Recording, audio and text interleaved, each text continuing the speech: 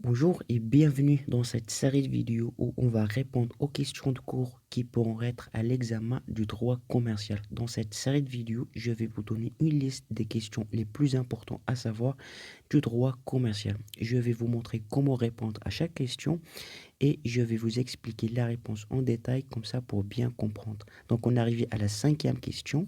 Donc, dans cette cinquième question, on va voir le commerçant, la signification du commerçant, d'accord?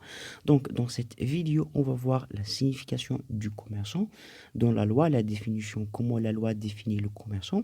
On va voir les actes faits, réalisés par le commerçant et les conditions d'être un commerçant par la loi. D'accord? Avec des exemples pour que vous arriviez à bien comprendre. D'accord? Donc, premièrement, on va commencer avec la définition que vous allez écrire à l'examen. D'accord? Donc, premièrement, ça veut dire quoi commerce? Tout simplement, soit c'est une personne physique ou morale qui exerce habituellement des actes de commerce, qui est inscrit au registre du commerce.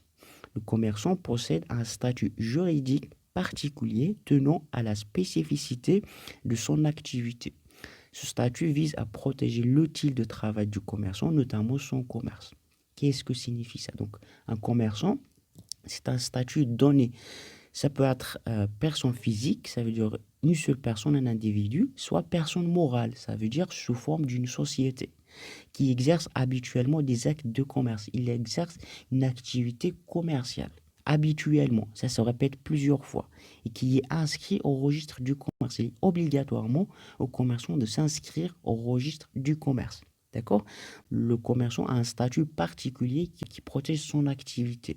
C'est le droit commercial qui permet de gérer les activités, les opérations qu'il fait. D'accord? Donc, on pourra dire que pour être commerçant, il y a trois critères. Donc, premièrement, le commerçant tient sa qualité de l'accomplissement des actes de commerce. Donc, la qualité du commerçant, pour l'avoir, il faut accomplir des actes de commerce. Deuxième chose, l'immatriculation au registre du commerce. Ça veut dire qu'il faut s'enregistrer dans le registre du commerce. Troisièmement, l'accomplissement des actes de commerce à titre de profession habituelle et de manière indépendante. Ça veut dire qu'il faut répéter ses activités commerciales, ses actes de commerce habituellement comme profession et d'une manière indépendante. D'accord?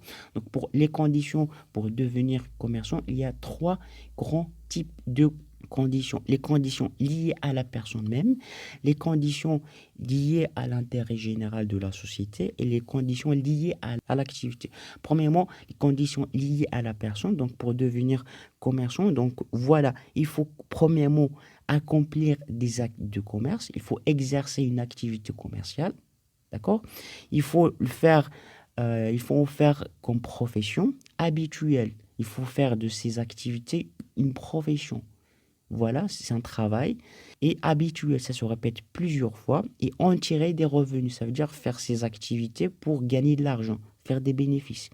Être responsable de son activité, c'est-à-dire il faut exercer ses activités à titre personnel, indépendant.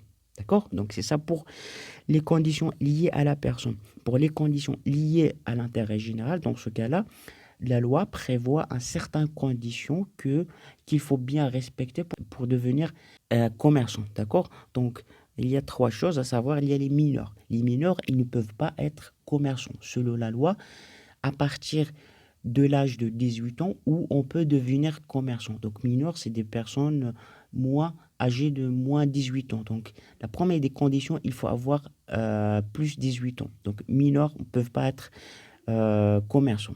Deuxième catégorie, c'est les majeurs incapables. Les majeurs incapables, c'est des personnes qui ont plus de 18 ans mais sont incapables. Peut-être ils ont des maladies mentales ou bien ils ont un faible esprit, c'est-à-dire qu'ils ne peuvent pas, ils ont une maladie mentale, même s'ils ont plus de 18 ans, mais ils ne peuvent pas exercer le commerce. Pourquoi? Parce que c'est des maladies mentales, donc voilà.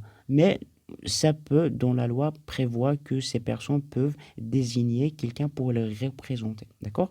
Il y a aussi, troisième catégorie, les déchéances. Donc, qu'est-ce que ça veut dire déchéance? Donc, les déchéances, ils ne peuvent pas exercer le commerce. D'accord? Donc, les déchéances, ce sont des personnes qui sont interdites par la loi, soit de diriger, soit de gérer, soit administrer directement ou indirectement une activité commerciale. le juge juge que voilà, la personne X ne peut pas faire le commerce dans une délai déterminé, probablement au moins 5 ans. Peut-être parce qu'il a fait une pénalité ou bien quelque chose qui est mal dans la société. Donc les déchéances, ces personnes ne peuvent pas exercer le commerce. Troisième type des conditions, c'est les conditions liées à l'activité. Donc ce cas-là, il y a certaines activités qu'on ne peut pas faire le commerce par la loi. Premièrement, les incompatibles. Les incompatibles, ça veut dire les personnes qui ne peuvent pas exercer le commerce à cause de leur activité professionnelle. Par exemple, les fonctionnaires, les avocats, les notaires, ils ne peuvent pas exercer le commerce parce qu'ils ont déjà une profession avec l'État. Donc, ces personnes ne peuvent pas exercer le commerce. D'accord? Deuxième chose, c'est les conditions liées à la nature du commerce. D'accord? Dans ce cas-là, il y a un certain type de commerce que c'est interdit par la loi. Par exemple, les commerces interdits, c'est comme la drogue, les armes, les organes humains. Donc là, on ne peut pas faire le commerce dans ces activités-là. Il y a un certain commerce aussi qu'il faut vraiment un diplôme obligatoire pour l'exercer. Par exemple, la pharmacie, être médecin. Donc, il faut vraiment un diplôme. Il y a d'autres commerces qu'il faut avoir des autorisations et des licences euh, très strictes pour les vendre, comme les boissons alcooliques. Il faut avoir de l'autorisation pour pouvoir les vendre. D'accord? Donc, en général, c'est ça les trois conditions liées pour devenir commerçant. J'espère que vous l'avez compris. De toute façon, si vous avez des questions, vous pouvez me laisser dans les commentaires. Dans la description, vous trouvez tous les parties que j'expliquais jusqu'à maintenant. Et si vous avez encore des difficultés à comprendre la manière dont moi je vous explique en français le lien dans la description d'une méthode qui vous permet de parler français couramment sur le mot 30 jours. Allez, je vous dis bon courage, à la prochaine vidéo.